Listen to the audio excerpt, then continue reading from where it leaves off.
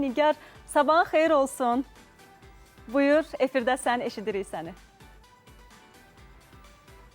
Təşəkkür edirəm, mən də sizi salamlayıram. Sabahınız xeyir olsun deyirik. Bəli, hazırda biz padel kortdayıq. Bildiyiniz kimi padel tenisin bir istiqamətidir və bu idman növü həm ölkəmizdə, həm də elə bütün dünyada son aylar bir trendə çevrilib. Ətraflı məlumatı isə bizimlə birgə birbaşa bağlantıda olan padel üzrə təlimçi Jalə Həsənova çatdıracaq. Jalə xanım, sabahınız xeyir. Sabahınız xeyir. Jalə xanım, padel ümumiyyətlə nədir? Padel tenisin bir növüdür. Tenisdən tək fərqi odur ki, gördüyünüz kimi ətrafı şüşələrlə çevrilir və tellərlə çevrilir. Həmçinin tenisdən bir fərqi olaraq da şüşəyə dəydiyi zaman top həmin şəkildə də geri qaytarıla bilir.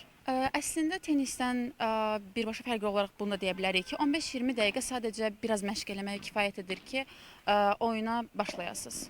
Daha çox müraciət edənlər kimlərdir? Uşaqlar neçə yaşdan qatıla bilir? Hər yaşdan insanlar gələ bilər, yaşlı, böyük, uşaq fərq etmir. Minimum, belə deyim də, 5-6 yaşdan başlaya bilərlər və çox tez qavranılan bir idman növü olduğu üçün hər kəs oynaya bilər, qatıla bilər, bəli. Jalə xanım, çox təşəkkür edirəm.